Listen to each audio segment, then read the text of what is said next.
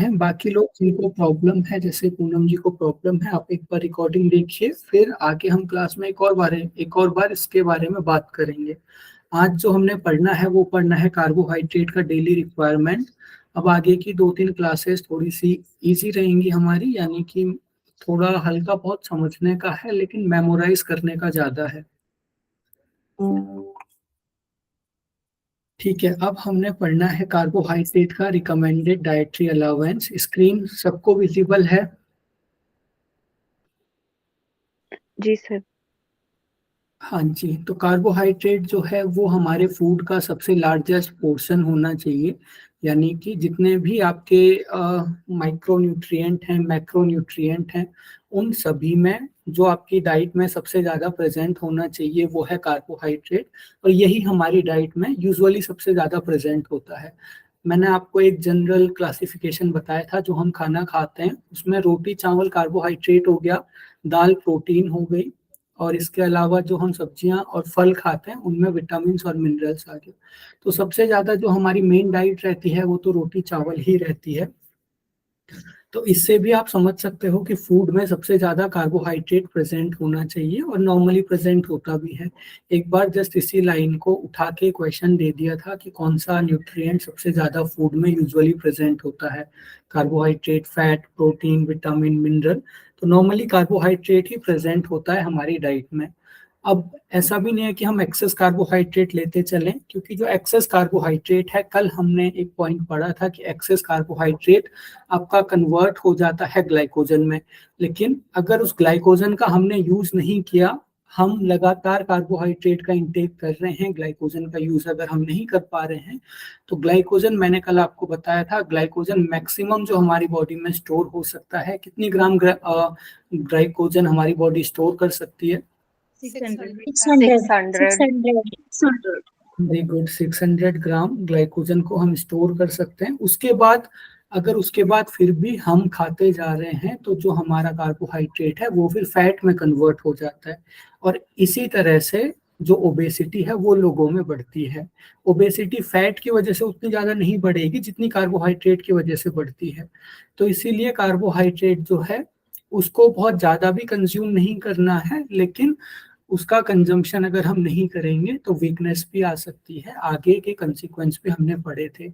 तो कितना हमारा कंजम्पशन कार्बोहाइड्रेट का होना चाहिए, जो हमारा आईसीएमआर है वो स्पेशली कोई रिकमेंडेशन नहीं देता है कि आप इतना कार्बोहाइड्रेट कंज्यूम कीजिए, लेकिन एक रफ रिकमेंडेशन आईसीएमआर देता है, और इसी पे जो है वो क्वेश्चन शायद इस बार या फिर पिछली बार आया था कि कितना कार्बोहाइड्रेट हमारी डाइट में होना चाहिए। तो नॉर्मली जो हमारी डाइट होती है वो डिसाइड होती है कैलोरीज से। ये भी आगे हम अब पढ़ेंगे कि ये कैलोरीज असल में होती क्या है। तो कैलोरीज का मतलब होता है किसी फूड में कितनी एनर्जी है उसको हम कैलोरीज में नापते हैं। जैसे आपने कुछ खाना खाया, कुछ खाना आप खा रहे हो, तो उसमें जितनी एनर्जी होगी, तो एनर्जी को नापने का, एनर्जी को मेजर करने का जो एक स्केल होता है, मैंने आपको बताया, वो है कैलोरीज। इसके अलावा एक और चीज मैंने आपको बताई थी कि कैलोरीज की टर्म्स में कैलोरीज और किलो कैलोरीज सेम होती हैं। ऐसा नहीं होगा कि 1 किलो कैलोरीज में 1000 कैलोरीज होंगी। तो जो आईसीएमआर है वो हमें क्या डायरेक्शन देता है कार्बोहाइड्रेट के कंजम्पशन में, कितना कार्बोहाइड्रेट हमें खाना चाहिए। तो वो कहता है कि जो आपकी जितना भी आपका कैलोरी इनटेक है उसका अराउंड 60 to 65% आपका कार्बोहाइड्रेट से पूरा होना चाहिए। फॉर एग्जाम्पल, एक एग्जाम्पल से लेते हैं हम। अब ये जो कैलोरीज हैं ये भी हमें आईसीएमआर ही बताता है कि कोई अगर ऐसा आदमी है जो कि सीडेंट्री लाइफस्टाइल है, बहुत ज़्यादा फिजिकल वर्क नहीं कर रहा है, उसको कितनी कैलोरीज लेनी है। कोई लैक्टेटिंग वूमन है, मिल्क फीड करवा रही है, तो उसको कितनी कैलोरीज लेनी है। कोई अगर लेबर है जो कि बहुत फिजिकल वर्क कर रहा है, तो उसको कितनी कैलोरीज लेनी है। ये भी आईसीएमआर बताता है। इसके बारे में आगे पढ़ेंगे हम जब हम एनर्जी पढ़ेंगे। तो आईसीएमआर कहता है कि जो आप खाना खा रहे हो उसमें कुछ कैलोरीज होती हैं। तो जितनी कैलोरीज की आपको जरूरत है, फॉर एग्जांपल अगर आपको 2000 कैलोरीज की जरूरत है, तो 2000 कैलोरीज में से 60 to 65% कैलोरीज आपकी कार्बोहाइड्रेट से आना चाहिए। 65 to 60, ये मैंने अपोजिट लिख दिया, लेकिन 60 to 65% जो आपकी कैलोरीज हैं वो कार्बोहाइड्रेट से आनी चाहिए। तो अब आप में से कौन मुझे कैलकुलेट करके बताएगा कि कितनी कैलोरीज, कितने ग्राम कार्बोहाइड्रेट का हमने कंजम्पशन करना है? 1200 से 1250। हाँ, वो आपकी कैलोरीज हो गया, लेकिन कैलोरीज को कार्बोहाइड्रेट के ग्राम में, कार्बोहाइड्रेट में कैसे कन्वर्ट करेंगे? कल डिवाइडेड आपको, बाय 4। हाँ जी, उसको बाई 4 से डिवाइड कर देंगे। क्यों बाई 4 से डिवाइड करेंगे? 1 ग्राम 1 ग्राम सर हमारे कार्बोहाइड्रेट में 4 किलो कैलोरीज होती है।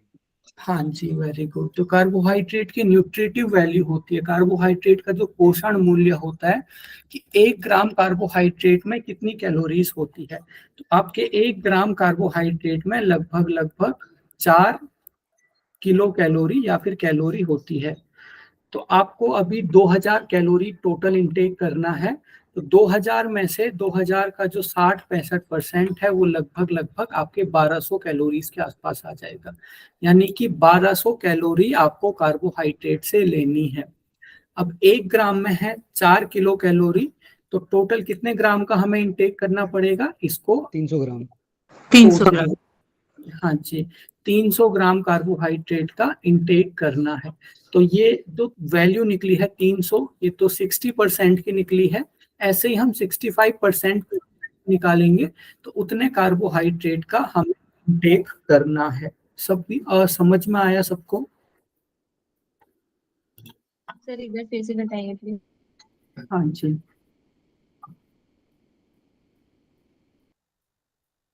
ठीक है, एक बार मैं फिर से स्क्रैच से स्टार्ट कर रहा हूँ इसे, क्योंकि इस पे भी क्वेश्चन आपके आते हैं। जो आईसीएमआर है वो कहता है कि जितनी कैलोरीज की आपको जरूरत है उसका 60 to 65% कार्बोहाइड्रेट से आना चाहिए। जैसे अब हम एग्जांपल लेते हैं, आपका 1000 कैलोरीज किसी की जरूरत है। वैसे इतनी कम कैलोरीज की किसी को जरूरत नहीं होती, पर एग्जांपल के लिए कोई ऐसा इंडिविजुअल है जिसे 1000 किलो कैलोरी की जरूरत है, यानी कि जो 1000 किलो कैलोरी है वो उसके सारे फूड आइटम्स से मिला के आनी चाहिए, कार्बोहाइड्रेट, प्रोटीन, फैट। तो जो टोटल कैलोरीज हैं, टोटल कैलोरीज का 60 to 65% आपके कार्बोहाइड्रेट से आनी चाहिए। ये जो है ये आपके कार्बोहाइड्रेट से आनी चाहिए। तो टोटल कितनी कैलोरीज हमें कार्बोहाइड्रेट से लेनी है? टोटल कैलोरी का हम 60% निकाल लेंगे। 60 और 65% जो भी है उसे हम निकाल लेंगे। तो 1000 कैलोरीज थी, इनका 60% हो गया 600, यानी कि 600 कैलोरीज आपको कार्बोहाइड्रेट से लेनी है। अब 600 किलो कैलोरीज में कितने ग्राम कार्बोहाइड्रेट आएगा? तो इसके लिए मैंने बताया था, हाँ जी, 1 ग्राम कार्बोहाइड्रेट में होती है 4 कैलोरी। तो 600 किलो कैलोरी कितने ग्राम कार्बोहाइड्रेट में होगी? 600/4 कर देंगे हम, तो ये हमारा 150 ग्राम कार्बोहाइड्रेट आ जाएगा। बहुत इजी है, लेकिन इस पे भी क्वेश्चन आ जाते हैं। कई बार तो सिंपल ऐसे ही क्वेश्चन आए हुए हैं कि कितने कार्बोहाइड्रेट की हमें जरूरत होती है, 60 to 65 ग्राम। समझ आया? जी सर। ठीक है, नेक्स्ट है एक और आईसीएमआर एक और रिकमेंडेशन देता है। कल हमने पढ़ा था जो मोनोसेक्राइड होते हैं या फिर जो फ्री शुगर्स हैं, उनको हमें, उनका कंजम्पशन हमें ज़्यादा नहीं करना चाहिए, क्योंकि वो बहुत जल्दी ब्लड जो ग्लूकोज लेवल है उसको बढ़ाते हैं। तो कितना उनका कंजम्पशन होना चाहिए? तो आईसीएमआर ये कहता है कि जो हमारी जो आप जितना कार्बोहाइड्रेट का आप इंटेक कर रहे हो, उतने कार्बोहाइड्रेट में से बस 10% आपका सिंपल शुगर होना चाहिए, बाकी आपका कॉम्प्लेक्स कार्बोहाइड्रेट होना चाहिए। जैसे कि अभी कितने ग्राम कार्बोहाइड्रेट की जरूरत पड़ी? 1000 कैलोरीज किसी की थी, उसको अभी हमने देखा 150 ग्राम कार्बोहाइड्रेट की जरूरत पड़ रही है। तो इस 150 में से 10% तक आप शुगर से ले सकते हो, यानी कि मोनोसेक्राइड और जो आपकी डाइसैकेराइड है इससे ले सकते हो। बाकी के जो 90% है वो आपको लेना है पॉलीसैकेराइड से, जैसे आपका गेहूं हो गया, चावल हो गया। 90% कार्बोहाइड्रेट आपको इन्हीं से लेना है। समझ आया? Yes sir. ठीक है, तो ये दो चीजें आपको ध्यान रखनी है। सबसे पहले टोटल किलो कैलोरीज का 60 to 65% कार्बोहाइड्रेट का हमें इंटेक करना है। हमारी डाइट में जितनी कैलोरीज हैं उसका 60 से 65% कार्बोहाइड्रेट होना चाहिए। और वो जितना कार्बोहाइड्रेट है उसमें 10% से ज्यादा शुगर नहीं होनी चाहिए, मोनोसैकेराइड और डाइसैकेराइड नहीं होने चाहिए। ठीक है, एक और थोड़ी सी चीज यहाँ पे डिस्कस कर लेते हैं, फिर हम प्रोटीन पे चलेंगे। क्यों हमें शुगर को लिमिट करने के लिए कहा है आईसीएमआर ने? इसके पीछे का रीजन बताएगा आप में से कोई? सर पूरे बॉडी में हमारे सिर्फ इंसुलिन एक ऐसा है कि जो शुगर कंट्रोल करेगा। सर इंडिया में मधुमेह का काफी बढ़ रहा है ना सर, एक और का रीजन ओबेसिटी और इसका। सिंपल शुगर है, सिंपल शुगर मैंने आपको बताया था। सिंपल शुगर का ग्लाइसेमिक इंडेक्स कम होता है या फिर ज्यादा होता है? ज्यादा होता है। ज्यादा होता है।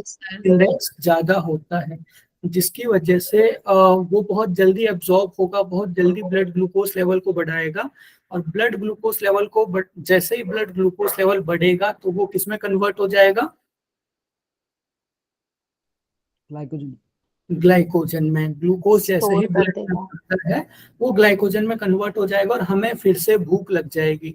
इसीलिए अगर हम कंपैरिजन करें, जो हमारी सॉफ्ट ड्रिंक्स आती हैं जैसे कोक, पेप्सी, इसमें जितनी कैलोरीज होती है उतना कैलोरीज का अगर हम खाना खा लें तो हमें घंटों तक भूख नहीं लगती है। लेकिन उतनी ही कैलोरीज के अगर हम सॉफ्ट ड्रिंक्स ले रहे हैं तो हमें आधे घंटे में फिर से ऐसा लगता है कि हमें फिर से कुछ खाना है। उसके पीछे का रीजन यही है कि सिंपल शुगर बहुत जल्दी डाइजेस्ट हो जाती है और वो ग्लाइकोजन की फॉर्म में फिर स्टोर हो जाएगी और बाद में फैट उससे हमारा बढ़ता है। लेकिन अगर हम उसी की जगह पे अगर हम कॉम्प्लेक्स कार्बोहाइड्रेट यानी कि पॉलीसैकेराइड खा रहे हैं, चावल, रोटी, ये सारी चीजें खा रहे हैं, तो ये बहुत स्लो डाइजेस्ट होगी, बहुत धीरे धीरे ये ब्लड ग्लूकोज लेवल को बढ़ाएगी और हमें कांस्टेंट एनर्जी एक लंबे टाइम तक मिलती रहेगी। तो इसीलिए शुगर को लिमिट करने को कहा जाता है। तो ये हमारा कंप्लीट हो गया कार्बोहाइड्रेट। इस पे आप सभी लोग एक बार फिर से इसका रिवीजन करोगे। अभी हम आगे देखते हैं प्रोटीन। तो जो प्रोटीन है, प्रोटीन सबसे अबंडेंट बायोलॉजिकल मैक्रोमोलिक्यूल है। थोड़ा सा इस लाइन को हम देखेंगे। जो प्रोटीन है अबंडेंट बायोलॉजिकल मैक्रोमोलिक्यूल, यानी कि जो हमारी बॉडी है उसमें सबसे ज्यादा प्रोटीन प्रेजेंट होता है। बायोलॉजिकल मॉलिक्यूल हम कहते हैं ऐसा मॉलिक्यूल जो कि किसी लिविंग ऑर्गेनिज्म में प्रेजेंट है। तो प्रोटीन सबसे ज्यादा पाया जाने वाला बायोलॉजिकल मॉलिक्यूल है, यानी कि जितने भी एनिमल्स हैं उन सभी में सबसे ज्यादा प्रोटीन ही पाया जाता है। अब प्रोटीन किसका बना होता है? जैसे आपका जो कार्बोहाइड्रेट था उसका बिल्डिंग ब्लॉक क्या था? कार्बोहाइड्रेट किससे बना हुआ था आपका? ग्लूकोज। सर कार्बन, हाइड्रोजन और ऑक्सीजन से। अच्छा। हाँ जी, ये 1:2 is the ratio था उनका। हाँ जी, ये आपके एक तरह से एटम्स थे, लेकिन अगर हम उसकी यूनिट देखें तो कार्बोहाइड्रेट की यूनिट को हम कह रहे थे मोनोसैकेराइड, जैसे ग्लूकोज, फ्रक्टोज वगैरह। वैसे ही जो प्रोटीन है, प्रोटीन की जो एक यूनिट है उसे हम कहते हैं amino acid. Amino acid building blocks हैं प्रोटीन के, यानी कि अमीनो एसिड से मिलके प्रोटीन बनी रहती है। अब जो टोटल अमीनो एसिड हमारे पास अभी अवेलेबल है वो है 22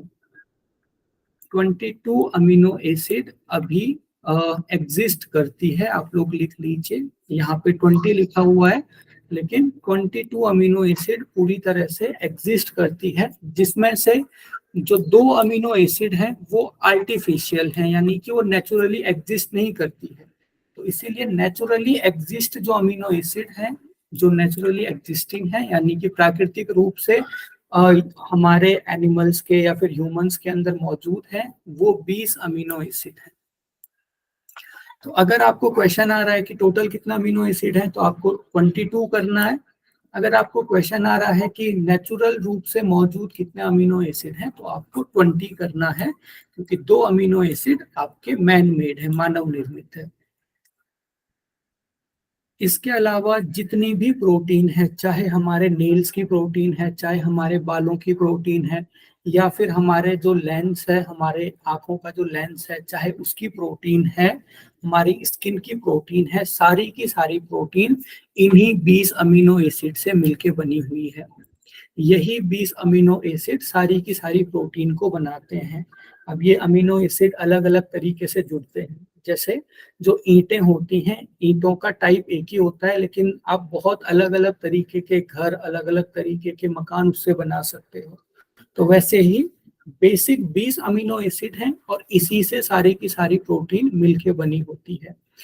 यही 20 अमीनो एसिड आपके एंजाइम्स भी बनाते हैं, यही 20 अमीनो एसिड आपके हार्मोन्स भी बनाते हैं, एंटीबॉडीज भी बनाते हैं, ट्रांसपोर्टर्स भी बनाते हैं। ट्रांसपोर्टर्स हम ऐसे हमारी बॉडी में ऐसी प्रोटीन्स को कहते हैं जो कि किसी चीज को ट्रांसपोर्ट करने का काम करती है। जैसे कुछ प्रोटीन आपके ऑक्सीजन को ट्रांसपोर्ट करने का काम करती है। क्या है उस प्रोटीन का नाम जो ऑक्सीजन को ट्रांसपोर्ट करती है? Blood sir. नहीं, जो ऑक्सीजन को हीमोग्लोबिन। करती है स्पेसिफिक प्रोटीन। हीमोग्लोबिन वो पूरा पूरा आपका मॉलिक्यूल है, लेकिन उसमें जो प्रोटीन प्रेजेंट होती है उसे हम कहते हैं ग्लोबिन प्रोटीन, हीमोग्लोबिन। तो जो ग्लोबिन प्रोटीन है वो ट्रांसपोर्टर का काम करती है। जो हीम लगा है आगे से, हीमोग्लोबिन में HAEM, ये जो हीम लगा हुआ है इसका मतलब होता है आयरन। आयरन को हम ग्रीक लैंग्वेज में हीम कहते हैं। ये तो आयरन हो गया, लेकिन जो प्रोटीन होती है उसका नाम ग्लोबिन होता है, GLOBIN। तो ट्रांसपोर्टर का एग्जांपल आपका हीमोग्लोबिन हो गया, जो कि किसी चीज को ट्रांसपोर्ट करने का काम कर रहा है। जो हमारी मसल्स बनी होती हैं वो भी इन्हीं 20 अमीनो एसिड से बनी रहेंगी। हमारी जो आंखों का लेंस है वो भी इसी से बना रहेगा।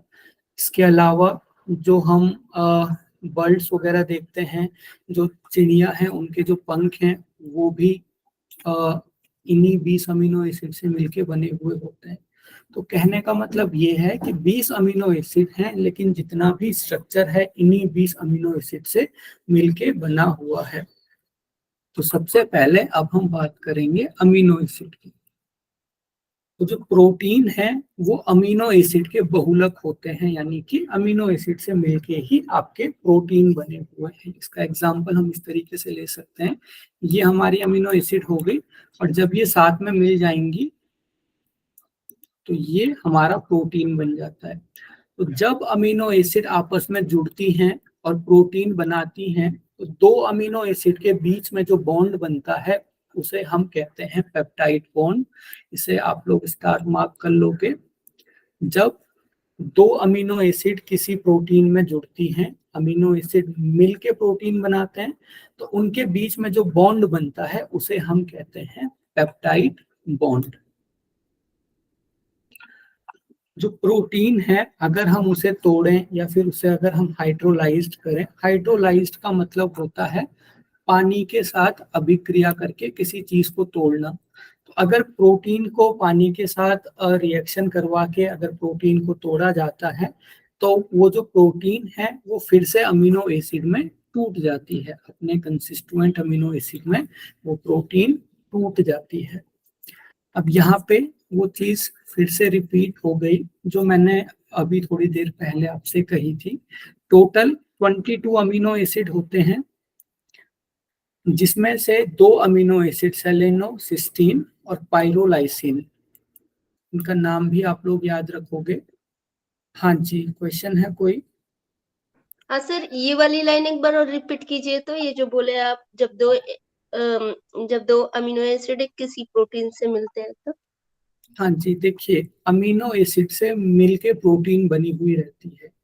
तो अमीनो एसिड नेचुरली अपने आप में अलग अलग रहेंगे, लेकिन जब ये मिलेंगे प्रोटीन को बनाने के लिए, तो उस टाइम पे इनके बीच में जो बॉन्ड बनेगा उसे हम कहते हैं पेप्टाइड बॉन्ड। यहाँ पे उसकी स्पेलिंग लिखी हुई है, समझ आया? जी सर, थैंक यू। हाँ जी, तो टोटल 20 अमीनो एसिड होते हैं, जिसमें से सेलेनोसिस्टीन और पाइरोलाइसिन, इनका नाम याद रखोगे आप लोग, ये रेयर अमीनो एसिड होते हैं और नेचुरली हमारी बॉडी में प्राकृतिक रूप से नहीं बनते हैं। इसके अलावा जो आपके 20 अमीनो एसिड हैं वो आपके बायोलॉजिकली इसेंशियल होते हैं। अब दो टर्म आ रहे हैं यहाँ पे, एक है बायोलॉजिकली इसेंशियल और एक है न्यूट्रिशनली नॉन इसेंशियल। तो बायोलॉजिकली इसेंशियल का मतलब क्या है, जो हमारी बॉडी को बनाने के लिए जरूरी है। तो दो अमीनो एसिड तो प्राकृतिक रूप से नहीं रहते हैं, वो मानव निर्मित हैं, लेकिन बाकी जो 20 अमीनो एसिड हैं वो हमारी बॉडी के लिए जरूरी है, यानी कि उनसे ही मिलके हमारी बॉडी बनी हुई रहती है। अब जो 20 अमीनो एसिड हैं उनको हम दो ग्रुप में कैटेगराइज कर सकते हैं, एक है इसेंशियल अमीनो एसिड और एक है नॉन इसेंशियल अमीनो एसिड। तो आप में से कोई बताएगा इसेंशियल अमीनो एसिड हम किसे कहते हैं और नॉन इसेंशियल अमीनो एसिड किन अमीनो एसिड को कहेंगे? जो बहुत ही जरूरी है वो एसेंशियल होंगे और जिसकी जरूरतें कम होंगी, रेयर होंगी, तो वो अनएसेंशियल होंगे। ओके, कोई और? जो सर बॉडी बना लेती है वो एसेंशियल, जो बॉडी नेचुरली नहीं बना पाती वो शायद नॉन एसेंशियल, कुछ ऐसा है। आपने कंसेप्ट तो सही बताया लेकिन उल्टा बोल दिया आपने। देखिए, अभी हम जो बात कर रहे हैं वो डाइट पॉइंट ऑफ व्यू से बात कर रहे हैं, ये चीज आपने, हाँ जी सर, जो बॉडी में पहले से रहता है उसको आवश्यक, वही एसेंशियल बोलते हैं शायद, और जो लेते हैं उसको नॉन एसेंशियल। देखिए, आप भी उल्टा कह रहे हो, तो आपको यहाँ पे ये ध्यान रखना पड़ेगा। अभी हम पढ़ रहे हैं डाइट के पर्सपेक्टिव से, यानी कि खाने में हमें कौन कौन सी चीजें लेनी है, अभी हम डाइट ही पढ़ रहे हैं ना। तो 20 अमीनो एसिड में से ऐसे अमीनो एसिड जो कि हमारी बॉडी बना लेती है, जो हमारी बॉडी पहले से ही बना ले रही है, तो क्या उन्हें भोजन में लेना जरूरी है? नहीं। नहीं। तो उन्हीं अमीनो एसिड को हम कहते हैं नॉन इसेंशियल अमीनो एसिड, यानी कि ऐसे अमीनो एसिड जो हमारी बॉडी खुद से ही बना सकती है, तो आपको उन्हें डाइट में लेना जरूरी नहीं है। ऐसे अमीनो एसिड को हम नॉन इसेंशियल अमीनो एसिड कहते हैं। उसके बाद इसेंशियल अमीनो एसिड में आपके कौन से अमीनो एसिड आ जाएंगे, जो कि हमारी बॉडी नहीं बना पा रही है और इसकी वजह से हमें उन्हें डाइट में लेना जरूरी है। ऐसे अमीनो एसिड को हम इसेंशियल अमीनो एसिड कहते हैं। बाकी ऐसा नहीं है कि दोनों में से एक जरूरी है, एक जरूरी नहीं है। 20 के 20 अमीनो एसिड हमने यहाँ पे पढ़ा बायोलॉजिकली इसेंशियल है, यानी कि हमारे जीने के लिए 20 के 20 अमीनो एसिड बहुत ही ज्यादा जरूरी है। लेकिन कुछ हमारे इस बॉडी खुद से बना ले रही है तो डाइट में लेने की जरूरत नहीं है, उन्हें हम नॉन इसेंशियल कहते हैं। और कुछ हमारी बॉडी खुद से नहीं बना पा रही है तो आपके लिए जरूरी हो जाता है कि आप उन्हें डाइट में कंज्यूम करो, वो हो जाते हैं इसेंशियल अमीनो एसिड। क्लियर हुआ? हाँ जी, क्वेश्चन है कोई? सर, ये 2 अमीनो एसिड जो बनाया गया, जो आर्टिफिशियल बनाया, तो हमें क्यों बॉडी की जरूरत पड़ा सर? ऐसा रिक्वायरमेंट होगा सर? ये इसीलिए जरूरत पड़ा, ये मतलब ये जो 2 अमीनो एसिड एक्स्ट्रा मैंने आपको इसलिए बताया क्योंकि एक बार एग्जाम में क्वेश्चन आया था टोटल कितना अमीनो एसिड होते हैं, और नेट के एग्जाम में ही ये क्वेश्चन आया था। तो टोटल आपको 22 लगाने हैं, उसका जो आंसर था वो 22 था, लेकिन मैक्सिमम लोगों ने वहां पे 20 टिक करा था क्योंकि 2 जो एक्स्ट्रा रेयर अमीनो एसिड है उसके बारे में नहीं पता होता है। तो आपको वो भी पता होना चाहिए कि टोटल 22 हैं, और जो 2 हैं वो मानव निर्मित हैं, वो हमारी बॉडी में उनकी जरूरत है ही नहीं, हमारी बॉडी उनके बिना भी रह सकती है। बाकी जो 20 हैं वो प्राकृतिक रूप से हमारे लिए जरूरी है। क्लियर हुआ? हाँ जी, ठीक है। तो कल की क्लास में आपको एटलीस्ट ये याद कर लेने हैं, ये जो इसेंशियल अमीनो एसिड हैं, इसेंशियल अमीनो एसिड आपके जो 20 टोटल अमीनो एसिड हैं इसमें से 11 हम बना सकते हैं खुद से, तो इसीलिए ये नॉन इसेंशियल में आ जाएंगे 11। और जो बाकी बचे हुए 9 हैं वो हमारी बॉडी नहीं बना सकती है, इसीलिए ये इसेंशियल अमीनो एसिड में आ जाएंगे। तो कल की क्लास में आपको इनको याद करके आना है, क्योंकि इनके ऊपर भी क्वेश्चन आ जाते हैं कि 4 ऑप्शन आपको दे देंगे, उसमें से इसेंशियल अमीनो एसिड आपको ढूंढना है। तो नॉन इसेंशियल का क्योंकि नंबर ज्यादा है तो आप लोग बस इसेंशियल का को याद रख सकते हो कि इसेंशियल कौन कौन से अमीनो एसिड हैं। इनको एक बार मैं प्रोनाउंस कर देता हूँ। पहला है हिस्टिडीन, दूसरा है आइसोल्यूसिन, तीसरा है ल्यूसिन, चौथा है लाइसिन, पांचवा है मिथियोनिन, छठवां है फिनाइल एलेनिन, उसके बाद है थियोनिन, ट्रिप्टोफान और वैलिन।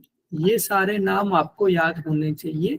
ये सारे के सारे इसेंशियल अमीनो एसिड हैं, ताकि अगर क्वेश्चन आता है कि आप इसेंशियल अमीनो एसिड को पिक करो, तो अगर आपको ये सारे नाम याद रहेंगे तो आप वो क्वेश्चन कर पाओगे।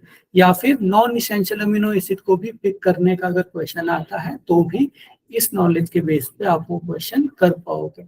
तो इसेंशियल अमीनो एसिड ये 9 हो गए और नॉन इसेंशियल ये 11 हो गए।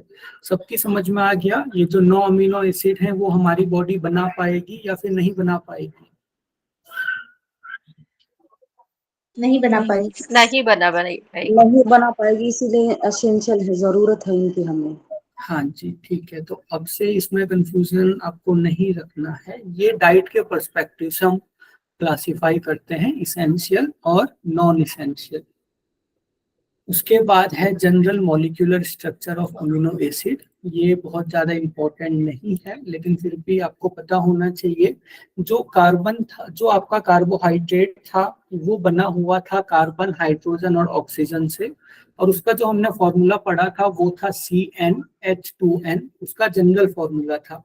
लेकिन अगर हम बात करें अमीनो एसिड की, तो जो अमीनो एसिड है उसका जनरल फॉर्मूला होता है RCHNH2COOH। अब इसको थोड़ा सा मैं आपको एक्सप्लेन कर देता हूँ। जिन लोगों के पास केमिस्ट्री थी आपके +1 +2 में, उनको थोड़ा ये समझ में आ जाएगा। बाकी जिनके पास केमिस्ट्री नहीं थी उनको अगर ये समझ में नहीं भी आ रहा है तो कुछ चीजें बस इसमें आपको ध्यान रखनी है, वो आप लोग ध्यान रखोगे। तो ये हमारे अमीनो एसिड का स्ट्रक्चर है। अमीनो एसिड की पहचान हम कैसे करते हैं? अमीनो एसिड में NH2 ग्रुप प्रेजेंट होता है। ये है हमारा NH2 ग्रुप, यानी कि नाइट्रोजन और उसके साथ 2 हाइड्रोजन प्रेजेंट होती है। इसे हम कहते हैं NH2 ग्रुप। एक तो आपने ये ध्यान रखना है कि अमीनो एसिड में हमेशा एक NH2 ग्रुप प्रेजेंट होगा और इस ग्रुप को हम कहते हैं अमीन ग्रुप।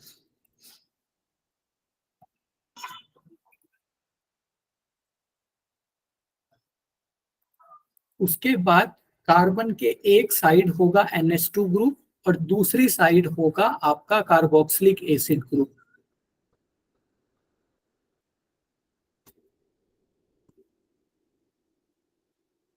कार्बोक्सिलिक एसिड ग्रुप की क्या पहचान होती है? कार्बोक्सिलिक एसिड में जो कार्बन होगा, हाँ जी, एक ऑक्सीजन का एटम जुड़ा हुआ रहता है, उसकी 2 वैलेंसी को सेटिस्फाई करता है, और एक OH जुड़ा हुआ रहता है जो उसकी एक वैलेंसी को सेटिस्फाई करता है। तो जिन लोगों को ये वैलेंसी वगैरह समझ में आ रहा है, ठीक है, उनको समझ में आ रहा है, वो लोग इसको ध्यान रखेंगे। बाकी जिनको समझ नहीं आ रहा है, केमिस्ट्री नहीं थी, तो आपको बस ये ध्यान रखना है कि जो कार्बन है उसके एक तरफ जुड़ा होगा NH2 ग्रुप, इसे हम कहेंगे अमीन, और दूसरी तरफ जुड़ा होगा आपका कार्बोक्सिलिक एसिड ग्रुप। यहाँ पे मैं कार्बोक्सिलिक एसिड Ca लिख रहा हूँ। तो कार्बोक्सिलिक एसिड ग्रुप हमारा ये है, ये कार्बोक्सिलिक एसिड ग्रुप है। तो आप अपनी कॉपी में स्ट्रक्चर बनाओगे, C के एक तरफ NH2 लिखोगे और उसके नीचे लिखोगे अमीन ग्रुप, और दूसरी तरफ Ca लिखोगे, और यहाँ पे ब्रैकेट में आपने Ca लिखना है और ब्रैकेट में आप इसका स्ट्रक्चर बना दोगे ताकि आपको बाद में ये समझ में आ जाए। तो ये अमीनो एसिड का जनरल स्ट्रक्चर होता है। अब ये स्ट्रक्चर से आपको और क्या समझने की जरूरत है? हम जो भी खाना खाते हैं, चाहे कार्बोहाइड्रेट है, चाहे प्रोटीन है, फैट है, विटामिन है, मिनरल है, जो नाइट्रोजन है वो बस प्रोटीन में ही प्रेजेंट होती है।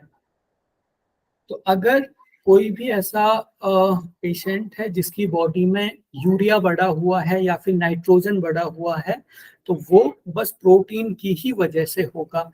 फैट में नाइट्रोजन नहीं होता तो फैट से यूरिया नहीं बन सकता है।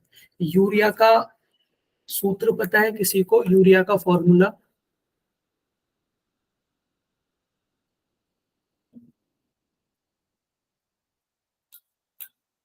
NH3, ये आपका यूरिया होता है। और जो आगे हम प्रोटीन के मेटाबॉलिज्म में इसको थोड़ा पढ़ेंगे कैसे क्यों प्रोटीन से यूरिया बनता है। तो जो भी हमारी बॉडी में यूरिया बनता है, यूरिया को हम फिर यूरिन के थ्रू अपनी बॉडी से एलिमिनेट कर देते हैं। तो जो भी हमारी बॉडी में यूरिया बनेगा, कौन से एलिमेंट की वजह से बनेगा, कौन से न्यूट्रिएंट की वजह से बनेगा? नाइट्रोजन। नाइट्रोजन। नाइट्रोजन और प्रोटीन की वजह से, क्योंकि प्रोटीन के अलावा किसी भी न्यूट्रिएंट में आपका यूरिया प्रेजेंट नहीं होता है। इसके अलावा एक टेस्ट होता है BUN टेस्ट, इसके बारे में भी लिख लीजिए, ये भी प्रीवियस ईयर क्वेश्चन ही है, ये उस टाइम आउट ऑफ सिलेबस आ गया था। BUN टेस्ट होता है ब्लड यूरिया नाइट्रोजन।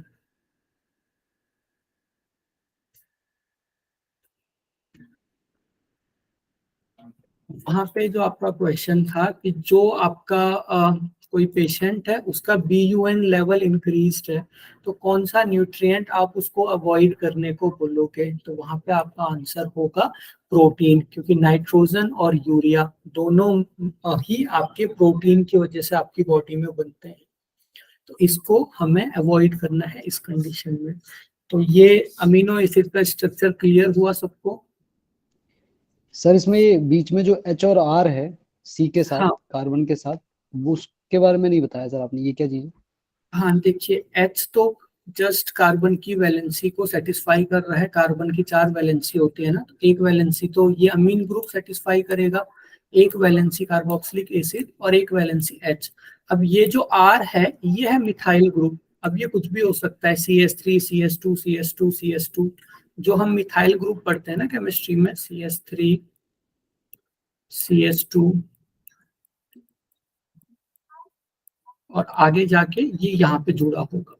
तो ये R है हमारा मिथाइल ग्रुप। तो ये C के एक साइड आप मिथाइल ग्रुप भी लिख सकते हो। बाकी मिथाइल ग्रुप से आपके क्वेश्चन नहीं आएंगे, लेकिन फिर भी अब आप यहाँ पे मिथाइल ग्रुप लिख सकते हो। मिथाइल ग्रुप मतलब कार्बन और हाइड्रोजन का कोई एक ग्रुप यहाँ पे प्रेजेंट होगा। क्लियर हुआ? सर ये NH तो क्लियर हो गया, पर ये इस तरफ वाला राइट साइड वाला वो थोड़ा एक बार और बता हाँ, ये है कार्बोक्सिलिक एसिड ग्रुप। ये जो ग्रुप है ये NH2 ग्रुप है, इसे हम अमीन ग्रुप कहते हैं। और दूसरी तरफ वाला ये जो ग्रुप है ये है कार्बोक्सिलिक एसिड ग्रुप, यानी कि कार्बन के एक तरफ अमीन होगा, कार्बन के दूसरी तरफ कार्बोक्सिलिक एसिड ग्रुप होगा। ऐसा स्ट्रक्चर आपको ध्यान में रखना है। अगर कोई भी मॉलिक्यूल के एक तरफ NH2 है, दूसरी तरफ ऐसा स्ट्रक्चर है, जैसे यहाँ पे N के साथ 2 हाइड्रोजन जुड़े हुए हैं, वैसे यहाँ पे कार्बन के एक तरफ ऑक्सीजन है और दूसरी तरफ OH है, तो इसको कार्बोक्सिलिक एसिड ग्रुप कहते हैं। और एक तरफ आपका मिथाइल ग्रुप होगा, R लिखा होगा, और दूसरी तरफ हाइड्रोजन होगा। तो NH2 सर उसके बाद ये क्या समझाया था फिर CA का है जो ये वाला? Yes sir. हाँ, ये मैंने जस्ट आपको एक लिखने की टेक्निक बताई थी कि आप C लिखिए, एक तरफ NH2 लिखिए, दूसरी तरफ CA लिखिए। CA मतलब कार्बोक्सिलिक एसिड, और ब्रैकेट में CA के बारे में लिख लीजिए कि CA का जो ग्रुप होगा वो ये वाला ग्रुप होगा। तो ये इस तरीके से आप अगर अपनी नोटबुक में लिखोगे तो फिर आपको बाद में कंफ्यूजन नहीं होगा। बाकी क्वेश्चन आएगा तो मोस्टली आपका क्वेश्चन नाइट्रोजन से ही आएगा, अमीन ग्रुप से ही आएगा, क्योंकि कार्बोक्सिलिक एसिड और जगह भी प्रेजेंट होता है। अमीनो एसिड का जो स्पेशल फीचर है वो इसका अमीन ग्रुप ही है, नाइट्रोजन ग्रुप ही है। स्पेशल फीचर मतलब जो सिर्फ इसी में प्रेजेंट होगा। OH को क्या कहते हैं सर? नहीं, OH तो ये तो आपका OH और हाइड्रोक्साइड है ना सर? हाँ, ये आपका हाइड्रोक्साइड आयन हो गया, लेकिन इनको आप इस पे ध्यान नहीं देना है। इस पूरे ग्रुप को कार्बोक्सिलिक एसिड कहते हैं, ये जो पूरा ग्रुप है, तो इसको ध्यान रखना है आपको। ये आपका कार्बोक्सिलिक एसिड ग्रुप हो गया। OH को वैसे हम केमिस्ट्री की लैंग्वेज में कहेंगे अल्कोहल ग्रुप। OH जहाँ पे जुड़ा रहता है उसे हम अल्कोहल कहते हैं। तो इस पूरे को हम कार्बोक्सिलिक एसिड ग्रुप कहेंगे। ठीक है, नेक्स्ट है प्रोटीन के फंक्शंस। प्रोटीन के क्या क्या फंक्शंस होते हैं? तो प्रोटीन के फंक्शंस बहुत जनरल हैं। मेन फंक्शन क्या होंगे प्रोटीन के, आप बताइए। उसके बाद हम स्पेसिफिक फंक्शंस देखेंगे। मसल्स बिल्डअप करना, मसल्स को बिल्ड करना। हाँ, मसल्स को बिल्ड करना, बॉडी में कहीं भी रियर और टियर होता है उसको मेंटेन करना, ये प्रोटीन का जनरल फंक्शन हो गया। तो यहीं पे है प्रोटीन का जो जनरल फंक्शन है वो है बॉडी को बिल्ड करना, और बॉडी के कोई टिश्यू अगर डैमेज हो रहे हैं तो उनको रिपेयर करना प्रोटीन का ये मेन फंक्शन है। अब हम देखेंगे प्रोटीन का स्पेशल फंक्शन, और यहाँ पे मैं कुछ अमीनो एसिड का आपको नाम बताऊंगा, कुछ प्रोटीन का आपको नाम बताऊंगा, वो आपको लिख लेना है और उनको याद रखना है आपको। तो सबसे पहले जो आपकी इम्यून प्रोटीन होती है, इम्यून प्रोटीन यानी कि जो आपकी एंटीबॉडी होती है, एंटीबॉडी भी आपकी एक प्रोटीन ही होती है। एंटीबॉडी का क्या साइंटिफिक नेम है? एंटोजन क्या सर? नहीं, एंटीजन तो हम उसे कहते हैं जो बाहर से आता है। एंटीबॉडी का साइंटिफिक नेम है इम्यूनोग्लोब्यूलिन। ठीक है, और इसे कैसे लिखा जाता है? इसे लिखा जाता है IG करके, IG। तो एंटीबॉडी को हम कहते हैं इम्यूनोग्लोब्यूलिन, लिख लीजिए इसे। इसमें जो प्रोटीन है उस प्रोटीन का नाम है ग्लोब्यूलिन प्रोटीन। ठीक है, एंटीबॉडी में जो प्रोटीन होगी उसे हम कहते हैं ग्लोब्यूलिन प्रोटीन। ये जो ग्लोब्यूलिन प्रोटीन है ये हमारी बॉडी के डिफेंस में हेल्प करती है। तो लिख लीजिए इम्यूनोग्लोब्यूलिन, एंटीबॉडी में ग्लोब्यूलिन प्रोटीन उपस्थित होती है जो कि हमारी बॉडी की रक्षा प्रणाली में मदद करती है। उसके बाद है हार्मोन्स। अब बहुत सारे ऐसे हार्मोन्स हैं जो कि प्रोटीन के ही बने हुए होते हैं, जैसे कि आपका एक मेजर हार्मोन हो गया इंसुलिन। इसके अलावा एक आपका होमवर्क रहेगा, आपको सारे के सारे प्रोटीन हार्मोन और सारे के सारे जो स्टेरॉइड हार्मोन हैं उनकी लिस्ट बनानी है। कौन कौन से हार्मोन प्रोटीन हार्मोन है और कौन कौन से हार्मोन स्टेरॉइड हार्मोन है, ये भी आपके एग्जामिनेशन पॉइंट ऑफ व्यू से इंपॉर्टेंट रहेगा। एक एग्जांपल मैंने आपको दे दिया इंसुलिन, ये भी प्रोटीन का ही बना हुआ होता है। उसके बाद है एंजाइम्स। एंजाइम्स और हार्मोन्स में डिफरेंस कौन बताएगा?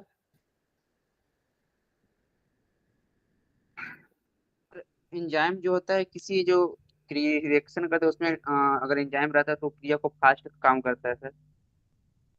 और हार्मोन्स?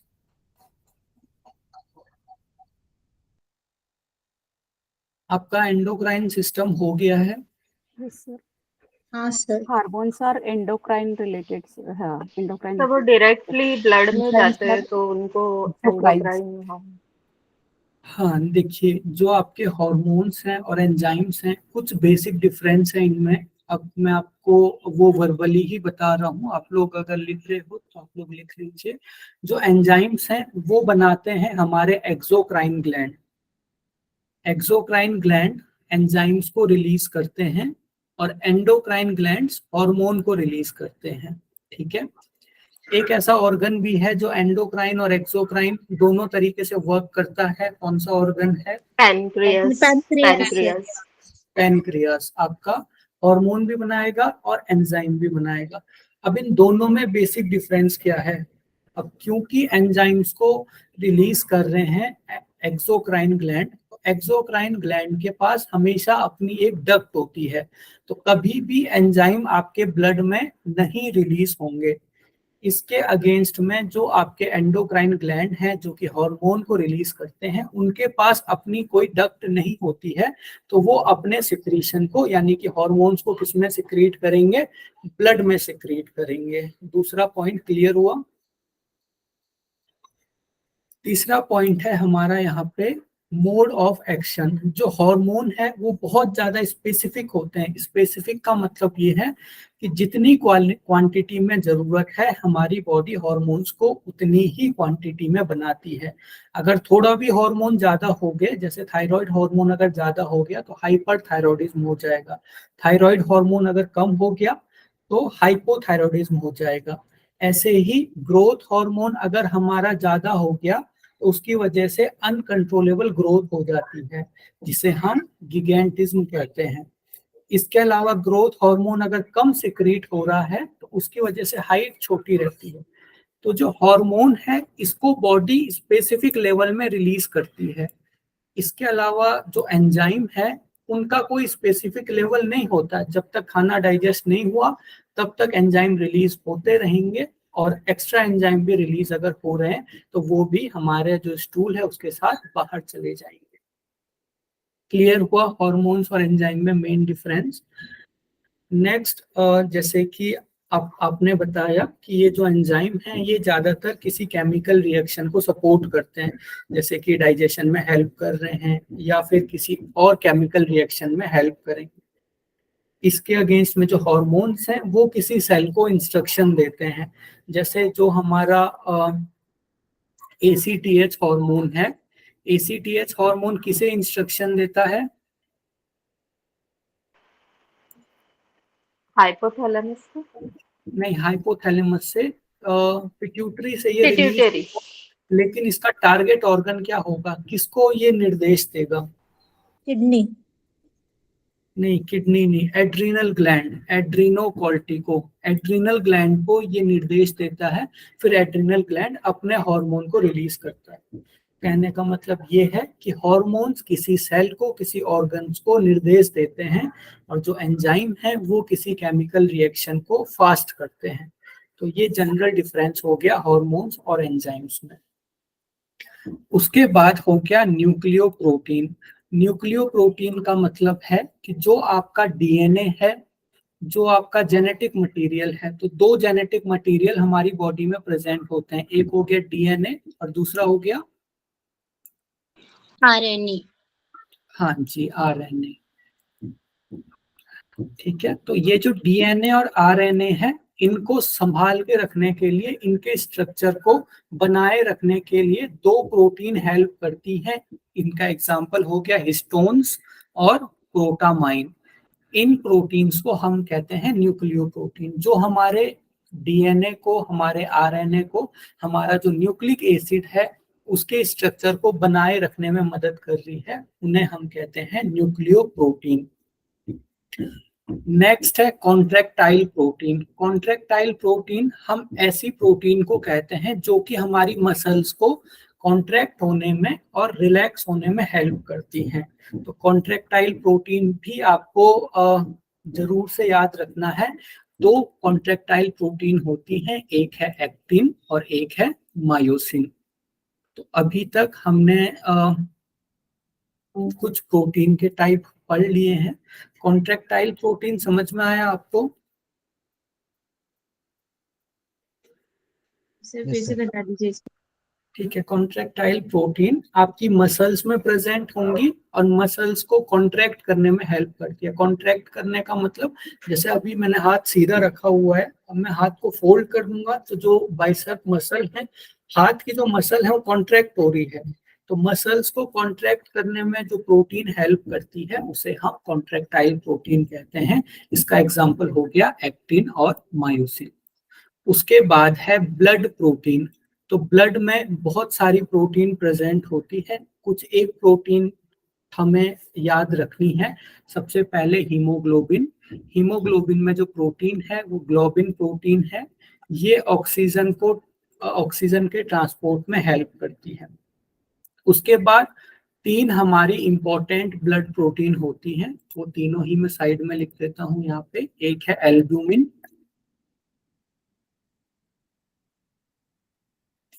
दूसरी है ग्लोब्यूलिन, और तीसरी कौन सी ब्लड प्रोटीन है? हेमोग्लोबिन। नहीं, हीमोग्लोबिन को छोड़ के तीन मेन प्रोटीन ब्लड में होती है। 5 रीनोजन,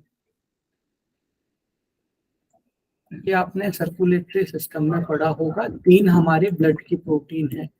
तो एल्ब्यूमिन क्या काम करता है? हमारे ब्लड के ऑस्मोटिक कंसंट्रेशन है, जो पीएच लेवल है उसको बनाए रखने का काम करता है।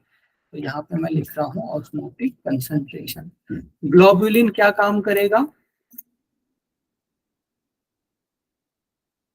थोड़ी देर पहले पढ़ा था ना ग्लोब्यूलिन के बारे में। एंटीबॉडीज में है सर, ये डिफेंस में, इम्यून में। हाँ जी, डिफेंस मैकेनिज्म में ये हेल्प करता है। एल्ब्यूमिन का याद रखना है, ये ऑस्मोटिक कंसंट्रेशन, कितना पानी हमारे ब्लड में होना चाहिए, कितना पानी ब्लड से बाहर निकालना है, इसको हम कहते हैं ऑस्मोटिक कंसंट्रेशन। इसमें हेल्प करता है एल्ब्यूमिन। इसके अलावा आपका जो 5 रीनोजन है, 5 रीनोजन क्या काम करता है? Clotting clotting. Clotting. Very good. तो ये आपके 3 ब्लड प्रोटीन हो गए। इसके अलावा कुछ ऐसे कुछ अमीनो एसिड होते हैं जिनका कुछ स्पेशल फंक्शन होता है। तो ये आपको याद रखने की जरूरत नहीं है, क्योंकि अमीनो एसिड के लेवल तक क्वेश्चन नहीं आएगा, प्रोटीन के लेवल तक ही आपका क्वेश्चन रहेगा। एक प्रोटीन का और फंक्शन है, वो है एनर्जी को सप्लाई करना। जब आपका जो ग्लूकोज है, हमने कल पढ़ा था कि जब ग्लूकोज खत्म हो जाता है तो बॉडी ग्लाइकोजन को यूज करेगी, और ग्लाइकोजन भी खत्म हो जाएगी तो बॉडी प्रोटीन और फैट को यूज करती है ग्लूकोज को बनाने के लिए। उस प्रोसेस को क्या कहा था हमने? ग्लाइकोजेनेसिस नहीं, ग्लाइकोनियोजेनेसिस। ग्लूकोनियोजेनेसिस या फिर नियोग्लूकोजेनेसिस। इसको रिवाइज करने की बहुत ज्यादा जरूरत है, क्योंकि जहां आपके 3-4 दिन ऊपर हुए वहां आपके लिए फिर से ये पूरा नया हो जाएगा। तो इसको रिवाइज करते रहिए। ये जो नाम आपके बार बार आ रहे हैं इनको भी रिवाइज कीजिए। तो ग्लूकोनियोजेनेसिस में हमने पढ़ा था कि जो नॉन आपका कार्बोहाइड्रेट सबस्ट्रेट होता है उसको हमारी बॉडी यूज करती है, ग्लूकोनियोजेनेसिस। उसके बाद है स्टोरेज। तो जो प्रोटीन है वो स्टोर करती है आयरन और कॉपर को।